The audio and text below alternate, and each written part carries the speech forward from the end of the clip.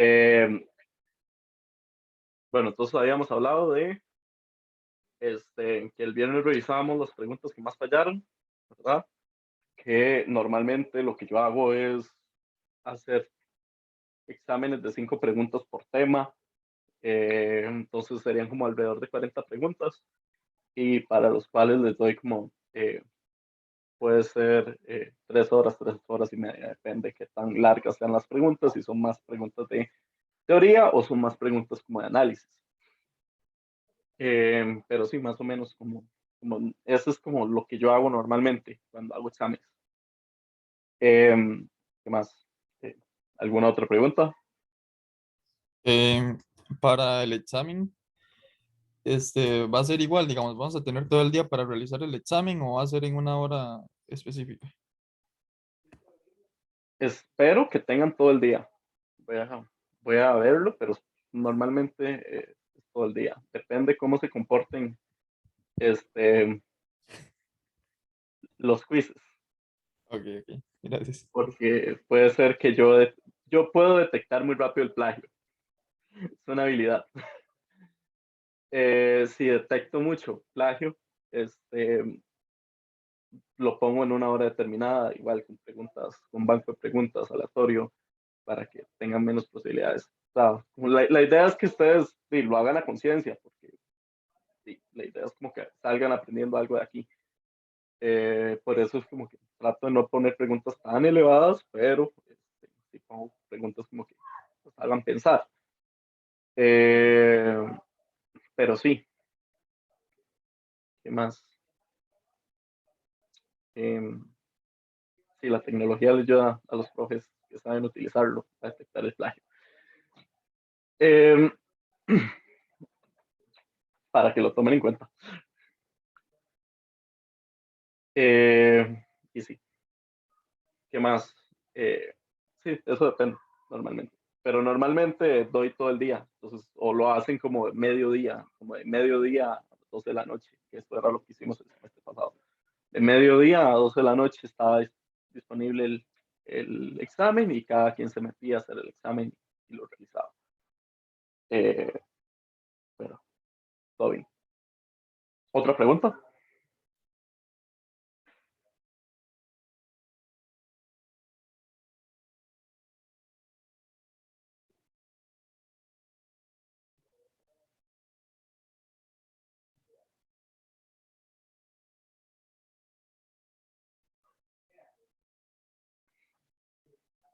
Bueno, del quiz hubo notas bastante aleatorias, ¿verdad? Principalmente tirando a las notas altas, digamos, por ejemplo, estadísticas del quiz, tengo que 20 personas sacaron 9 o más de 9, tengo que 20 personas sacaron 7 u 8 y los demás participantes sacaron menos de 7, ¿verdad? Que son un poquito más de 20. Esos son como a grandes rasgos los números que les puedo dar ahorita. Entonces, personas que sacaron mala la nota, pueden hablarme, pueden preguntarme qué fue lo que fallaron. Bueno, todas las personas pueden preguntarme como que, ok, no entiendo por qué pasó esto, por qué este, esta era la respuesta correcta. Y también, sí, por mensaje, si no tienen tiempo para hacerlo, nada más es como, mae, sí, fallé esto, ¿qué hago? Entonces podemos hablarlo y podemos conversarlo un ratito. Cosas que vamos a hacer hoy. La semana pasada les puse un video a los de la clase del viernes sobre algo que pasó en el debate que era eh, un concepto que estaba erróneo. Bueno, hoy vamos a ver otro pedacito del debate que me pareció muy interesante y eso ya lo vimos.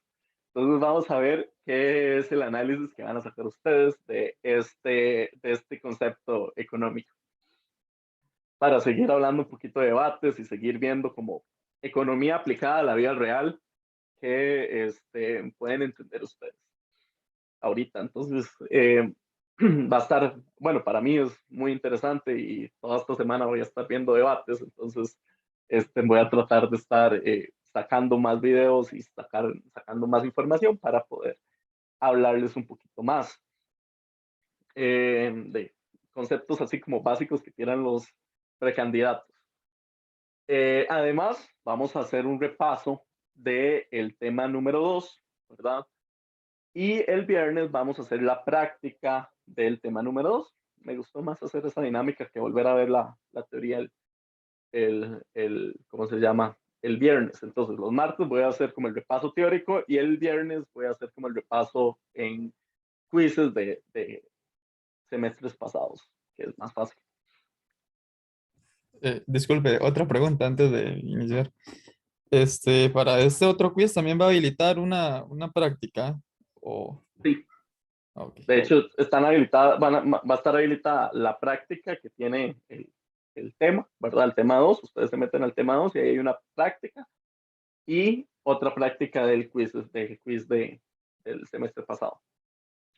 Sí, a eso es a lo que me refiero, al que usted habilitó, Ajá. había habilitado una para el primero, entonces era para ver si para ese también, ese aún no está, entonces era para saber. Sí, sí, ahorita no lo he habilitado, pero ya está contemplado. Ok, gracias. Eh, y vamos a ver el tema 3.A, que van a ser externalidades. Eh, ¿Preguntas? ¿Dudas, comentarios? ¿Qué vamos a hacer hoy? ¿O preguntas sobre otras cosas que quieran hablar hoy? De momento no, profe. Gracias. Ok. Entonces vamos a ver,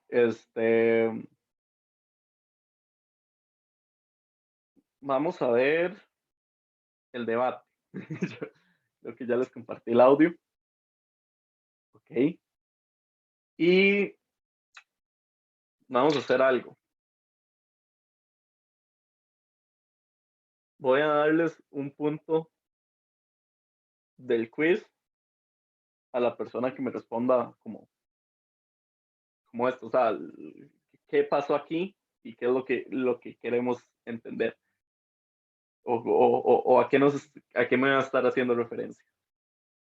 Entonces vamos a escuchar un poquito de... Golpea a los y las costarricenses. La canasta básica es la alimentación. Vamos a hablar, bueno, vamos a escuchar a Carmen, diputada, bueno, aspirante a presidencia no me acuerdo cuál partido, y vamos a escuchar un poquito. Entonces vamos a ver. Golpea a los y las costarricenses. La canasta básica es la alimentación que consumen en cada uno de los hogares y que golpea más a las poblaciones más pobres de este país.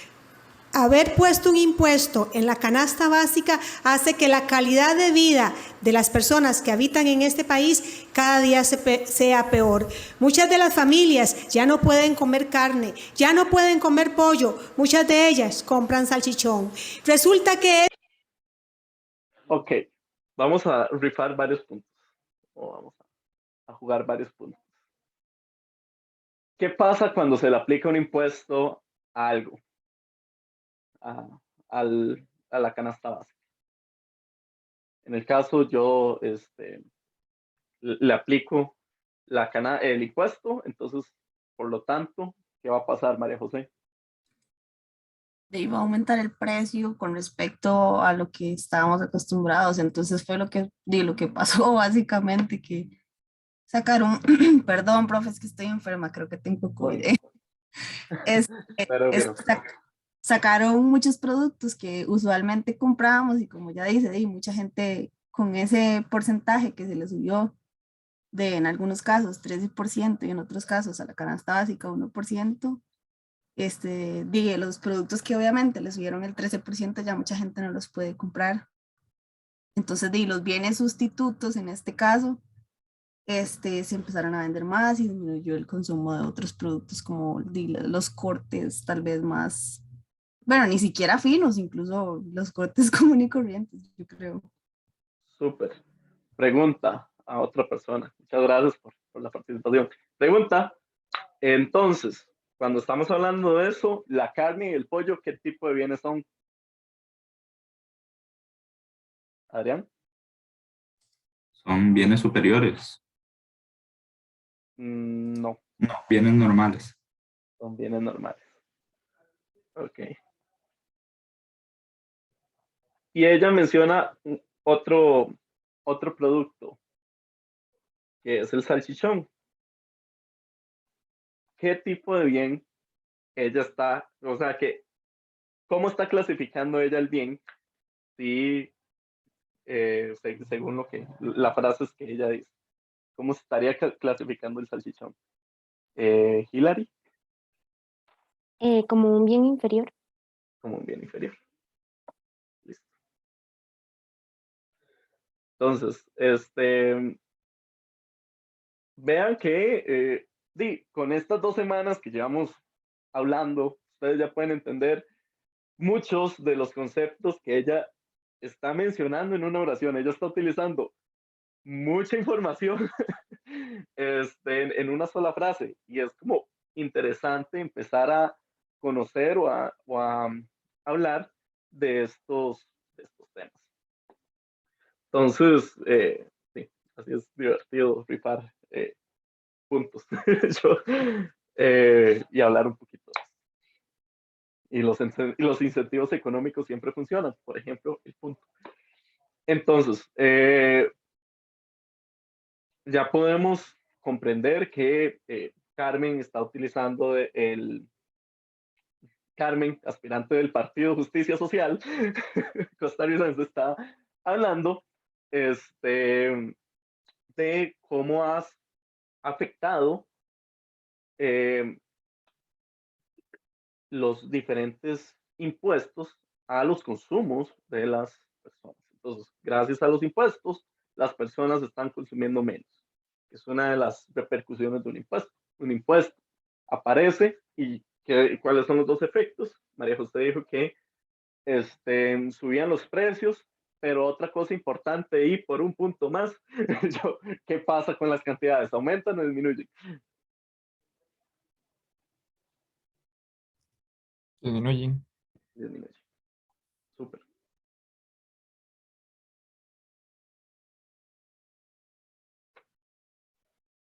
Bueno, entonces, es algo que como sociedad estamos empezando a perder. Las personas, en este caso, que se ven más afectadas, van a ser las personas que tienen menos recursos y por lo tanto pueden pagar menos y se van a desplazar a consumir otros productos. En este caso sería el salchichón, porque el salchichón es un bien inferior y si disminuyen los ingresos, van a preferir empezar a comprar más salchichón y van a consumir menos carne y pollo. Creo que en el otro grupo, otra compañera lo había mencionado, ese ejemplo de la parrilla, de la carne y el pollo versus el salchichón, que es muy interesante. Ok. Entonces, ¿qué es lo que pasa aquí? Bueno, aquí hay una regulación de mercados, ¿verdad? Entonces vamos a tener controles de precios y cantidades y también vamos a hablar un poquito de impuestos. ¿Qué fueron los controles de precios? Bueno, fueron los que denominamos como precios máximos y precios mínimos. Profe, con permiso. Perdón que lo interrumpa. ¿Puede ampliar la presentación, por favor? Claro. Gracias.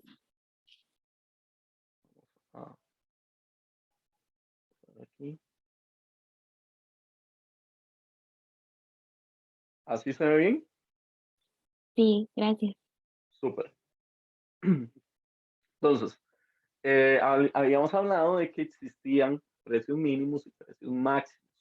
Un precio máximo va a ser un techo y que normalmente tiene que colocarse por debajo del precio de equilibrio, va a provocar un exceso de demanda, la gente se va a pelear por ese producto. ¿Por qué? Porque está más barato, entonces yo lo quiero más y lo deseo, voy a aguantar más horas por comprar ese producto y va a ser fuente de mercados negros o ilegales para ponerlo a un precio normalmente mayor al precio de equilibrio, que nos va a afectar como sociedad. Además de eso, como le bajamos el precio, ¿verdad? Los vendedores y eso pasa por mucho tiempo, ya no van a tener incentivos de producir a la misma calidad que producían antes. ¿Por qué? Porque ahora les sale muy caro producir a esa calidad. Entonces, ¿qué es lo que le va a hacer? Vamos a bajarle la calidad de los productos. ¿Para qué? Para ahorrar. Entonces, bajamos el nivel de costos, ¿verdad? Los costos que me costaba producirlo, ¿verdad? Entonces, ya no compro material de primera, ahora compro material de segunda. Tipo Betty la Fea, cuando estaban tratando de reducir los costos de la, de la empresa, ¿verdad? Entonces ya no compran los materiales, las telas de primera calidad, sino que ahora se van a lo más barato y compran telas de última calidad, lo más, así, lo más barato y lo más básico. Un precio mínimo, por el otro lado, provoca un exceso de oferta. Para que sea un mínimo, tiene que ser un piso y por lo tanto este piso tiene que estar por encima del precio de equilibrio. Si yo coloco un precio mínimo por debajo del equilibrio, no me va a afectar en nada el mercado. ¿Por qué? Porque si yo les vendo aguacates en 1000 y el gobierno me dice lo mínimo que usted puede vender el aguacate es en 500, yo les voy a decir al gobierno, mae, cool, gracias por la ayuda, pero no me está afectando en nada. Pero si a mí el gobierno me dice, venda el aguacate en 1500, yo lo vendo a 1000, entonces ya tengo que subir el precio. Entonces por eso es un precio mínimo. ¿Qué provoca esto? Va a provocar desperdicios de producción. ¿Por qué? Porque las empresas van a querer producir muchísimo más, porque ya ahora es muy rentable producir, pero la demanda, ¿verdad? No va a ser tan grande. Hay muchas más personas que están produciendo, hay mucha más cantidad de productos que se están produciendo que la sociedad quiere comprar a ese nivel de precios. Por lo tanto, en ocasiones, ¿qué es lo que pasa? El gobierno compra ese excedente, ese exceso de producción y lo lleva. Uno de los en escenarios que habíamos visto era el caso del mercado de trabajo. Las personas tienen un salario mínimo y por eso se va a generar desempleo. ¿Por qué? Porque a las empresas les resulta más caro producir de lo que en niveles óptimos o de competencia perfecta estarías dispuestos a contratar a un precio o un salario mayor al que quisieran contratar. Entonces, en ambos casos, la cantidad que se transa va a ser menor que en el mercado competitivo y por lo tanto se va a provocar una pérdida de eficiencia. Entonces, como ocurre esta pérdida de eficiencia, entonces ya no va a ser tan beneficioso para la sociedad. ¿Preguntas con esto? ¿Se acuerdan de esto? ¿Vieron el video?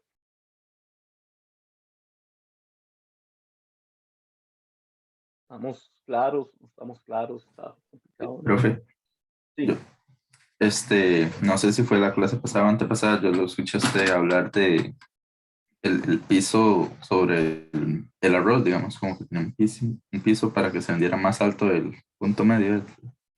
Ajá. Pero eso fue hace unos años, o yo le entendí que fue hace bastante tiempo ya. Entonces, este piso, conforme pasan los años, va aumentando su valor, digamos, se va poniendo más, se va encareciendo. Depende del gobierno, depende de los que fijan las normas. Puede ser que el piso se mantenga o puede ser que el piso esté cambiando cada 5 meses o cada día. Sí, gracias. O sea, digamos, esto es política. Entonces recuerden que esto normalmente yo les muestro radiografías de un momento, pero la política siempre va cambiando y las dinámicas sociales siempre van cambiando. Entonces, según la estructura que tenemos, ¿verdad? Los casos que yo puedo darles o los ejemplos que yo les puedo dar van a estar cambiando dependiendo de las acciones que tomen los políticos en cierto momento. O acciones que hayan tomado yo no me haya dado cuenta. También puede pasar. Entonces, si hay una imprecisión por allá, me disculpan. Pero, ¿estamos claros con esto?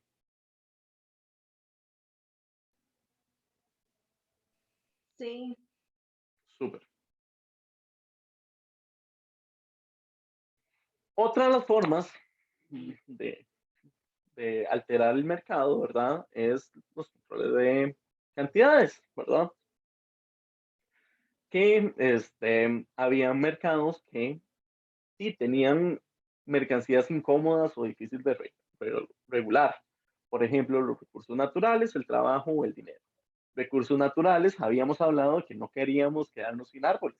Entonces, por eso se limita la cantidad de árboles que se talan. O por eso se limita cuando se puede pescar una cierta especie. Entonces, les damos un lapso de tiempo para pescar los peces, ¿verdad? Esa especie. Y otro tiempo lo dejamos respirar y dejamos que y pueda reproducirse la especie y puedan crearse más ejemplares. En el caso del trabajo, habíamos hablado de el límite de jornada laboral, que en el caso del Código de Trabajo limita a las 48 horas laborales semanales. O en el caso del dinero, habíamos hablado de política monetaria, que eso le faculta al Banco Central decidir cuánto dinero quiere producir y quiere que esté circulando en el mercado. Esto va a provocar una brecha entre el precio, ¿verdad?, entre los consumidores están dispuestos a pagar y el precio en que los oferentes estarían dispuestos a vender. A esto lo que le vamos a llamar es la renta para los beneficiarios de la cuota, ya sea que se lo dejen los oferentes o se lo dejen los consumidores. Además de eso, suele generar mucha demanda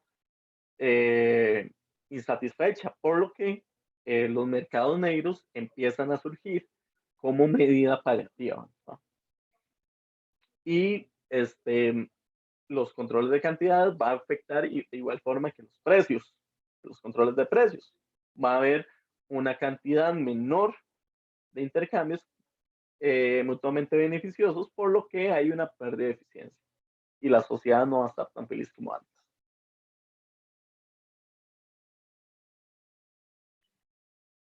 Por último, entramos en el tema de los impuestos, que al igual que los controles de precios, provocan una distorsión y una pérdida de eficiencia respecto al mercado competitivo.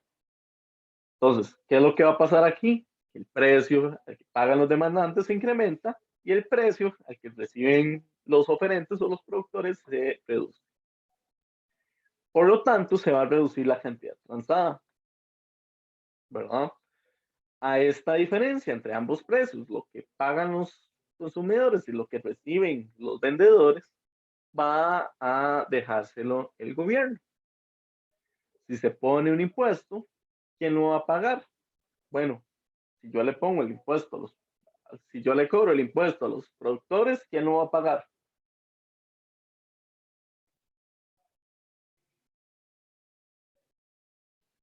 O yo le pongo el impuesto a los consumidores, ¿quién va a pagar ese impuesto? Profe, ambos no estarían perdiendo de cierta forma porque, digamos, ambos tendrían que pagar impuestos al Estado. Entonces, como que nosotros como consumidores tenemos que pagar un precio tal vez más elevado por ese producto a través del impuesto y las personas que los producen van a tener que vender a cierto precio, pero no van a ganar tal vez al monto en que lo vendan porque tienen que pagar un impuesto. Pero ¿quién paga el impuesto? ¿O quién es el que más paga el impuesto? ¿Cómo sabemos que si yo le cobro el impuesto a los productores o yo le cobro los impuestos al productor, quién es el que más paga ese impuesto? Depende de la sensibilidad. Depende de la sensibilidad. ¿Y cómo medíamos eso? Por medio de la elasticidad. Por medio de la elasticidad. Muy bien. Entonces, la incidencia fiscal es quien paga más los impuestos y nos habla que si la curva de la oferta es más inelástica que la curva de la demanda, la mayor parte de los impuestos lo pagan los oferentes. Entonces, entre más inelástica sea la curva de oferta, mayor va a ser el monto que van a tener que pagar los oferentes o los productores. ¿Y por qué pasaba esto? ¿Qué nos decía la elasticidad? En este caso. Tal vez sobre los bienes sustitutos, que tal vez en uno. Ajá. Exactamente. Hablamos de qué tan factible son los sustitutos. Entonces, entre más inelástico, hay menos sustitutos. Entonces, si hay menos sustitutos para la oferta, son los productores los que se van a tener que tragar ese impuesto, o la mayor parte de los impuestos van a tener que pagarlos ellos. ¿Por qué? Porque son los que más les van a afectar. Si es la demanda la que es inelástica, o sea, yo no tengo con qué cambiar la insulina, entonces los que van a pagar la mayor parte del impuesto son los consumidores. Y es que el que paga es el que no puede escaparse del impuesto. Eso quiere decir que el que no puede dejar de producir tiene que pagar, o el que no puede dejar de consumir tiene que pagar. Entonces, cuando estamos hablando de estas formas, estamos hablando de la inelasticidad, básicamente. El que es más inelástico es el que paga. ¿Tienen esto claro? ¿No? ¿Sí? ¿Está complicado? ¿Está fácil?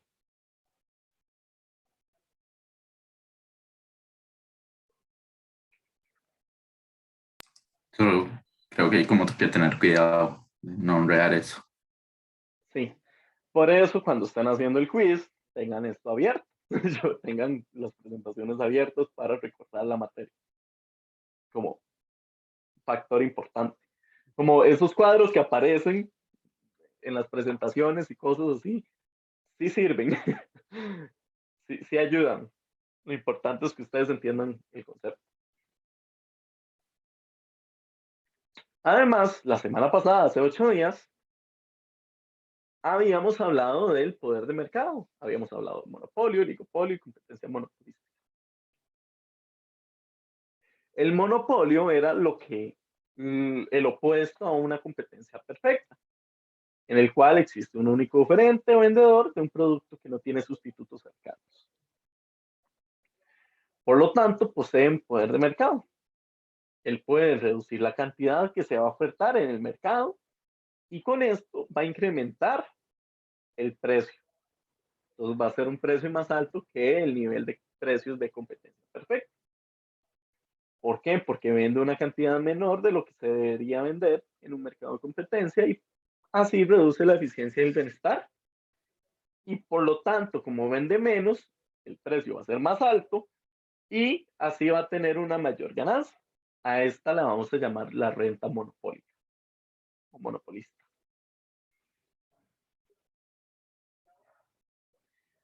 ¿Y por qué era que habían poder de mercado? Bueno, había poder de mercado por el control de un recurso insustituible, caso de los diamantes que habíamos hablado. Habíamos hablado de economías de escalas crecientes, en cuyo caso que es un monopolio natural. Cuando yo soy muy grande, yo tengo mucha capacidad de producir, ¿verdad? Como la IA en comparación a una SADA, ¿verdad? Para la IA conectar una tubería no va a ser tan significativo como para una SADA que tiene que invertir en toda la estructura y son poquitas personas y demás. Habíamos hablado de superioridad tecnológica. Esto quería decir que yo podía producir gracias a avances tecnológicos más rápido o más eficiente, pero habíamos dicho que este monopolio era insostenible en el largo plazo. ¿Por qué? Porque la tecnología avanza y en esa tecnología que yo tengo superior queda obsoleta. Habíamos hablado de externalidades de redes, ¿verdad? Las redes sociales. Y habíamos hablado de los monopolios legales o por mandato legal, como Recope, como el ISSSTE, etc. Que es por un mandato legal que se le da el poder a una cierta empresa de producir. ¿Preguntas hasta acá? De mi parte no, profe. Ok, Cualquier cosa pueden interrumpir. Y por último, bueno, por último no, pero habíamos hablado de competencia imperfecta, que era que eso no, que no existe solo dos cosas, ¿verdad? No es negro y blanco, sino que hay una escala de grises en la cual íbamos a poder ver diferentes tipos de mercado. En un caso, habíamos hablado del oligopolio, en el cual tenemos pocos oferentes que dominan el mercado y por lo tanto no son monopolios, pero tampoco tienen, no tienen poder del todo, ¿verdad? Lo que tienen de interés es la razón que hacen es tratar de coludir para comportarse como en un monopolio y así hacer carteles. Entonces, como son carteles, actúan como solo una empresa, producen como solo una empresa y pueden incrementar sus ganancias. Sin embargo, habíamos hablado un poquito del dilema del prisionero, que habían incentivos para no cooperar y renunciar a ese tipo de cooperación. Por otro lado, tenemos competencia monopolística, que es cuando habían un montón de empresas, pero lo que hacían es tratar de diferenciar su producto. En el oligopolio, el producto es el mismo. En competencia monopolística, ya la camisa que habíamos hablado ya es Marco Polo, Lacoste, Van Heusen, otra es de Zara y otra es de Pequeño. Entonces ya esas son diferentes marcas, diferentes tipos que estábamos tratando de hacer una diferenciación. Por lo tanto, esa diferenciación provoca que otros bienes no sean tan buen sustituto. Son la misma camisa, pero uno no lo ve tan buen sustituto. Y esto es lo que hacen cuando se crean marcas. Entonces repasemos un poquito este diagrama que habíamos visto, o esta imagen, donde si teníamos productos homogéneos y solo un productor, íbamos a hablar de un monopolio. Tenemos productos homogéneos y pocos productores, vamos a hablar de un oligopolio, ¿verdad? Y si hablamos de productos homogéneos y muchos productores, vamos a hablar de competencia perfecta. Cuando son muchos productores y lo que tratamos de hacer es diferenciarnos de cada productor, vamos a hablar de una competencia monopolística. Y cuando son pocos productores y hay una diferenciación, vamos a tener que ver la estructura que predomina más el mercado, si es un oligopolio o es una competencia monopolística.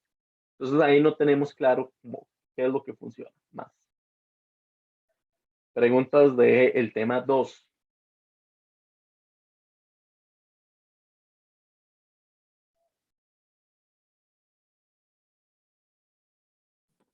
Creo que ahorita no, pero Ok. Sí. No sé si podría, no sé, tal vez como dar una explicación del por qué se tiene que ver cuál de las dos sería oligopolio o competencia. Porque tiene características de las dos. Tiene pocos productores y tiene productos diferenciados. Entonces, como son pocos productores, pueden haber acuerdos para que se manejen, ¿verdad? Como que traten de coludir y traten de no hacer guerras de precios, etcétera. O puede ser que se tiren directamente a diferenciarse entre ellos, que sean tres marcas, Samsung, Apple y Huawei, y entre ellas traten de diferenciarse nada más. Ok, Son pocas marcas, pero se diferencian mucho. ok. Y otra pregunta es, vamos a ver, en el monopolio hay tres niveles de discriminación, Ajá. ¿verdad? Y si mal no recuerdo, bueno, este de competencia monopolística se me asemeja mucho a la discriminación de segundo grado, me parece que es. Que es como, Sí, o sea, es como que tratan de diferenciar el producto para, o no, no era ese. sí, tratan de diferenciar el producto.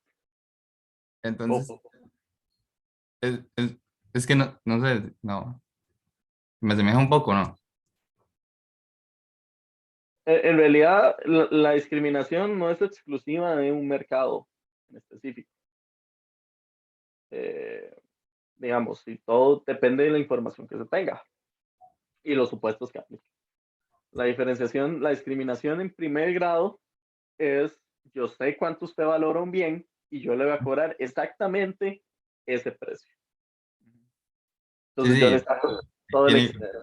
tiene que conocer a Ajá. cada La individuo. discriminación de tercer grado es la discriminación por grupos. Yo no puedo saber exactamente cuál es ¿cómo se llama? El, el comportamiento o cuánto valora usted. Yo no le puedo cobrar eso, pero sí sé que tienen características diferentes. Por ejemplo, en el cine, ustedes pueden ver que cobran diferentes precios por la misma película. A un adulto le cobran tanto, le cobran 3.500, a un niño le cobran 2.200, a un estudiante le cobran 2.500 y a un adulto mayor le cobran 2.500, porque son diferentes disposiciones a pagar. Ellos saben que un estudiante no tiene los mismos recursos que un adulto.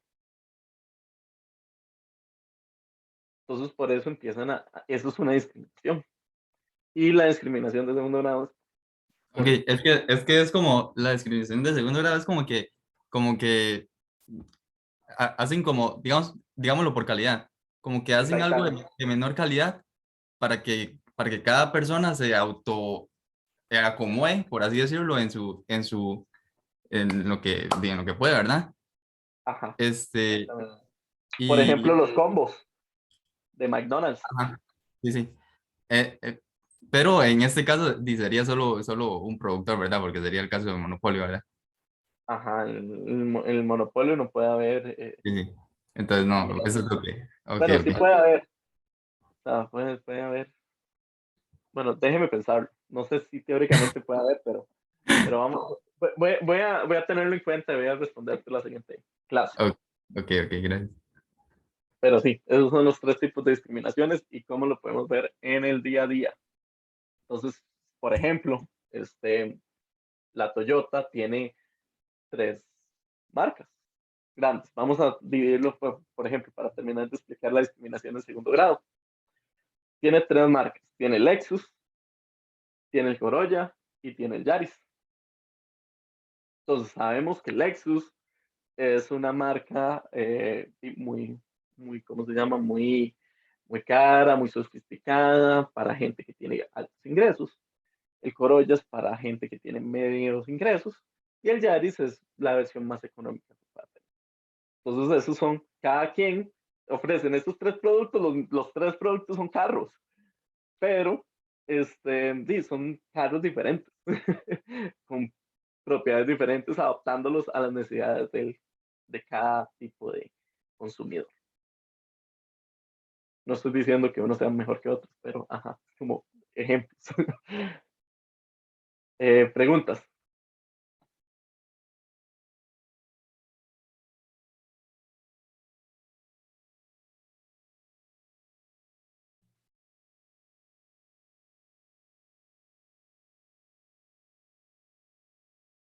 Ok.